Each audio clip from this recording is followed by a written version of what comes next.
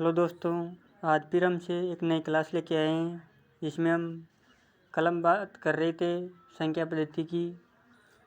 उससे हम कुछ आगे बात करेंगे आज दशमलव प्रसार की। तो हमने पढ़ लिया था प्राकृत संख्या, पूर्ण संख्या, पूर्णांक संख्या व दशमलव प्रसार, जो कि कल हमने थोड़ी सी बात की थी। उसके बाद में हम आज उसके बारे में विस्तार से जानकारी प्राप्त करेंगे कि क्या होता है दशमलव प्रसार। फिर इसके बाद हम परिमेय संख्याओं, अपरिमेय संख्याओं के बारे में जानेंगे और भी कुछ जानेंगे। तो चलो शुरू करते हैं हम आज की एक नई क्लास। तो हम बात करते हैं डेसिमल फ्रैक्शन, भिन्नों से दशमलव संख्या प्राप्त करना। जैसे 7/8, 10/3 व √2।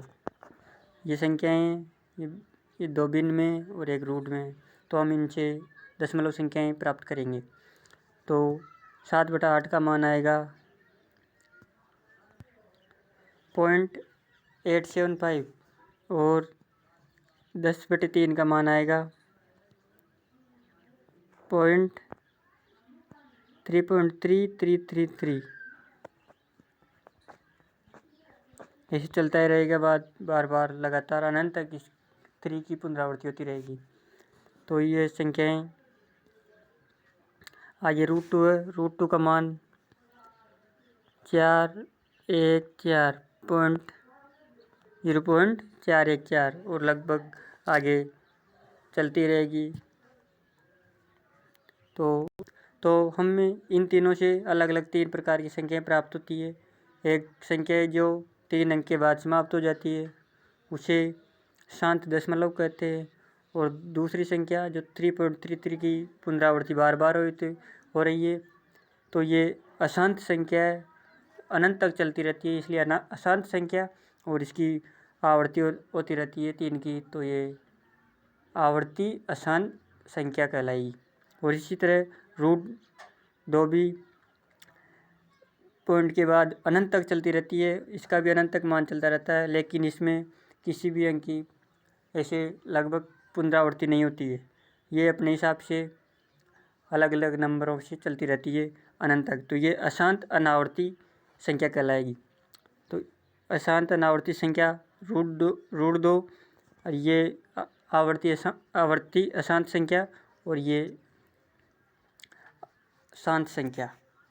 तो इस प्रकार हमें 3 संख्याएं प्राप्त हो गई। तो हम इनसे देखते हैं कि हम इसको P/Q के रूप में लिख सकते हैं। तो ये परिमेय संख्या है, इसको भी हम P/Q के रूप में लिख सकते हैं। यह भी परिमेय संख्या, और हम इसको P/Q के रूप में नहीं लिख सकते क्योंकि ये अनावर्ती है, इसकी कोई आवर्ती नहीं होती है और ये अनंत तक चलती है।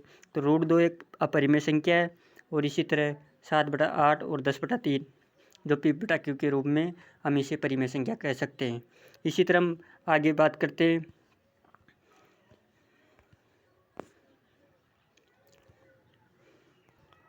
0.3 का दशमलव प्रसार। तो कैसे हम 0.3 का दशमलव प्रसार करेंगे। 0.3 जैसे देखते हैं हम, सॉरी यहाँ पर मिसप्रिंट है, तो हम इसको सही से लिखते हैं 0.333 की पुनरावृत्ति बार बार हो रही है, तो हम इसको मान लिए अक्ष के बराबर मान लेंगे 0.3 को। 3 की पुनरावृत्ति हो रही है, तो इसलिए यहाँ पर 3 पे हम बार लगा देंगे और इसको इक्वेशन नंबर 1 दे देंगे। और इसी तरह हम इसको 10 से गुणा करेंगे, तो 10 अक्ष, और इसको 10 से गुणा करेंगे तो 0.1 अंक आगे। जैसे हमने इसको 10 से गुणा किया तो 10 अक्ष इधर आ गया और इधर 0.1 अंक आगे खिसक जाएगा, तो ये आ जाएगा 3.333। तो ये डैश इस पे लग जाएगा। इसको हम समीकरण नंबर 2 दे देंगे। अब समीकरण 2 में से हम 1 को घटा देंगे, तो हम इसको लिखते हैं, समीकरण 2 को ऊपर लिखते हैं और समीकरण 1 को नीचे लिखते हैं। ऐसी पुनरावृत्ति होती रहेगी इसकी। समीकरण 1 और इसको नीचे। अब समीकरण 2 में से 1 को घटा देंगे, 10 अक्ष में से अक्ष गया तो 9 अक्ष, और इधर सॉरी यहाँ पर 3 आएगा, यहाँ पर 0 आएगा ना, तो 3 में से 0 गए तो 3 और इधर इधर पॉइंट के बाद अंक बराबर है ऊपर नीचे, तो यहाँ पर 0। अब हम अक्स का मान निकालेंगे, तो ये 3/9 और ये 3 से कट जाएगा तो 1/3। तो ऐसे अक्स का मान 1/3 आ जाएगा। तो इसको हमने दशमलव प्रसार कर दिया और इसको परिमेय संख्या के रूप में लिख दिया। तो 0.3 को 1/3 के रूप में लिख दिया, तो ये भी परिमेय संख्या होगी। इसके बाद हम बात करेंगे वास्तविक संख्या की। तो हम वास्तविक संख्या को संख्या रेखा पर दर्शाएंगे। तो किस तरह वास्तविक रेखा को हम संख्या रेखा पर दर्शाएंगे, तो चलो देखते हैं हम। तो इस तरह एक संख्या रेखा होती है, ये एक संख्या रेखा है और इस पर हम 3.82 को दर्शाएंगे। तो 3.82 कहाँ पर आएगा, 3 और 4 के बीच में। तो हम 3 और 4 के बीच में लिख देंगे। तो यहाँ इन दोनों के बीच में आएगा 3.82। तो जैसे हम आगे देखते हैं, तो देखते हैं 3.82 को हम संख्या रेखा पर दर्शाएंगे। ऐसे 3.1 से एक संख्या रेखा है, यहाँ पर 3.2, यहाँ पर 3.3, यहाँ पर 3.4, यहाँ पर 3.5, यहाँ पर 3.6, यहाँ पर 3.7, यहाँ पर 3.8, यहाँ पर 3.9। तो अब संख्या रेखा 3.82 कहाँ पर होगा, 3.8 के थोड़ा सा आगे होगा, तो 3.8 और 3.9 के बीच में होगा। तो हम इसको फिर से संख्या रेखा पर देखते हैं आगे। तो 3.81, 3.82, 3.83, 3.84, ये 3.85। तो 3.82 कहाँ पर होगा, यहाँ पर होगा। तो हमें अगर कोई बोल दे कहीं पर आ जाए तो हमें संख्या रेखा पर किस तरह दर्शाना है, तो इस तरह ये पूरी प्रोसेस होगी। और हमने 3.82 को अब संख्या रेखा पर दर्शा दिया है। तो इस तरह हम संख्या रेखा पर दर्शाएंगे और इसके आगे हम बात करेंगे वास्तविक संख्याओं पर संक्रिया। तो वास्तविक संख्याओं पर संक्रिया से क्या मतलब है, जैसे योग,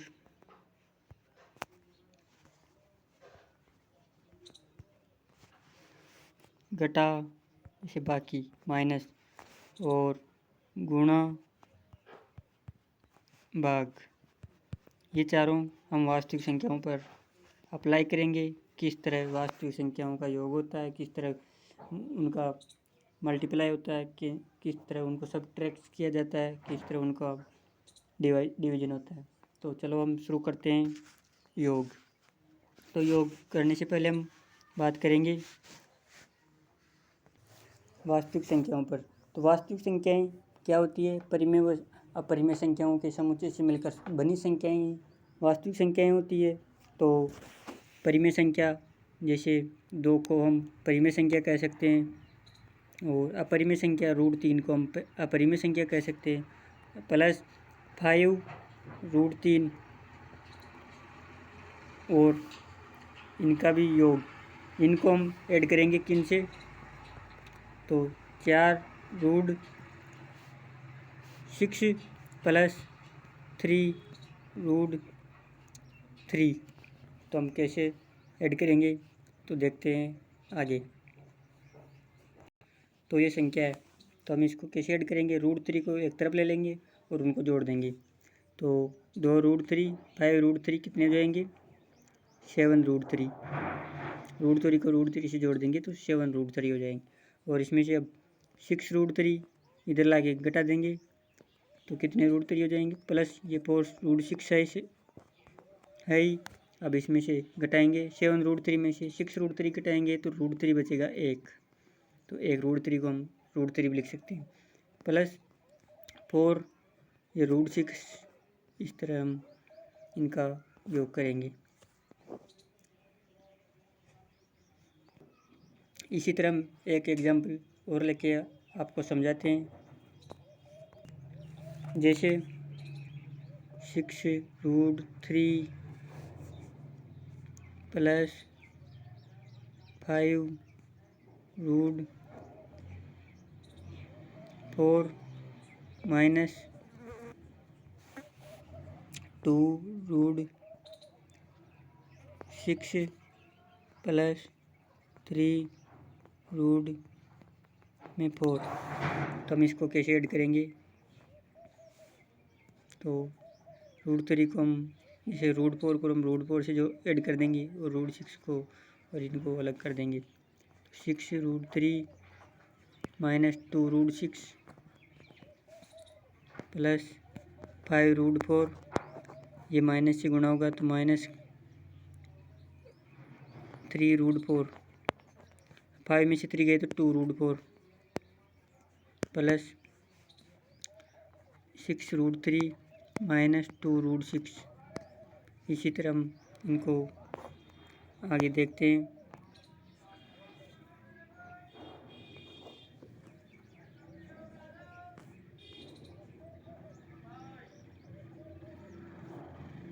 तो अब हम इनको ऊपर लिखते हैं। 6 रूट 3 माइनस 2 रूट 6 प्लस 2। अब रूट 4 को हम 2 गुणा 2 अंदर लिख सकते हैं। अब ये 2 पेयर में है तो एक को बाहर लिख देंगे।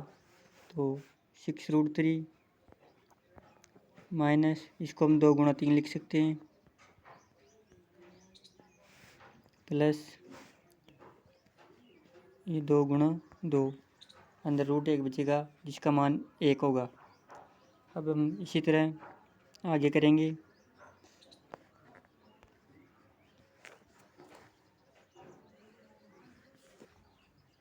इनको ब्रश कर देते हैं।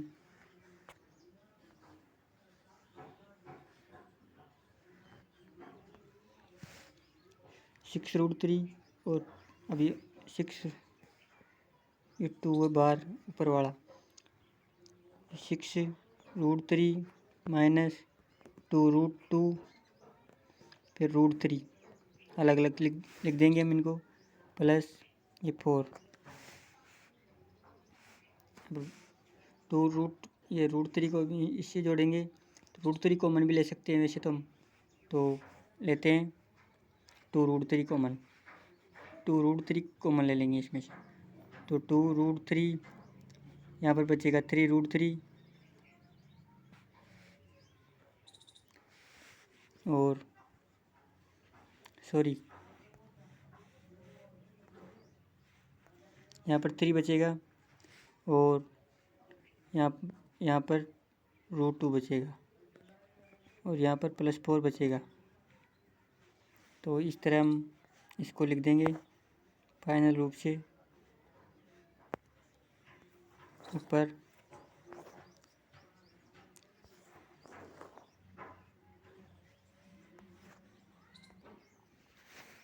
टू रूट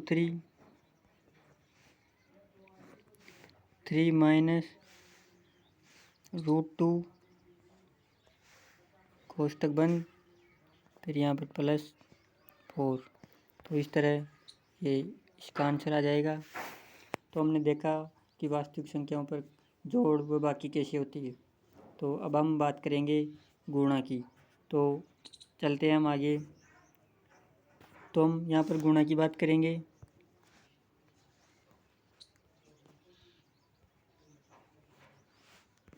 तो देखते हैं हम, जैसे कोई संख्या ली हमने 2 रूट 6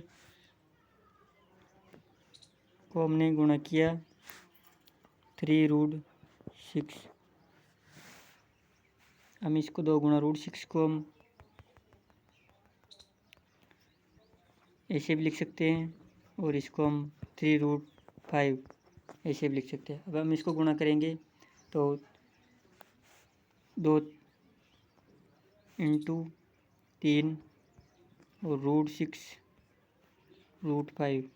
तो 6 रूट 6 व 5 ऐसे यहाँ पर 6 रूट 6 ये रूट 5 हम इसको ऐसे भी लिख सकते हैं।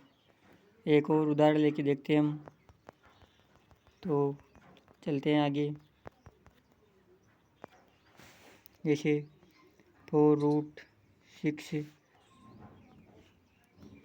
इंटू में 3√6, तो हम इनको गुणा करेंगे तो √6 और √6 गुणा हो गए, 6 बना देंगे और 4 को 3 से हम गुणा करेंगे तो 12 हो जाएगा।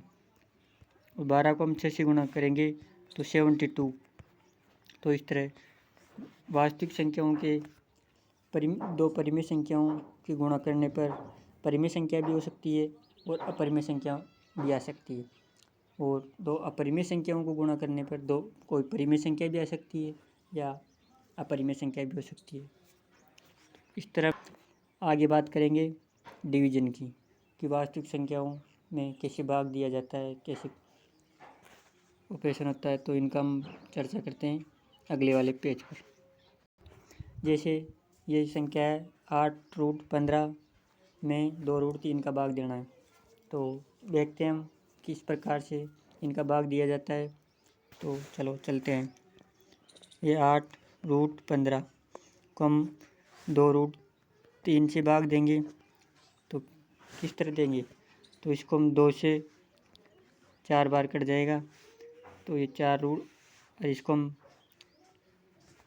5√3 लिख सकते हैं। रूट में 5 इंटू √3 ऐसे लिख सकते हैं, और इसको √3 नीचे ये ऐसे आ जाएगा, ये 4 है इधर।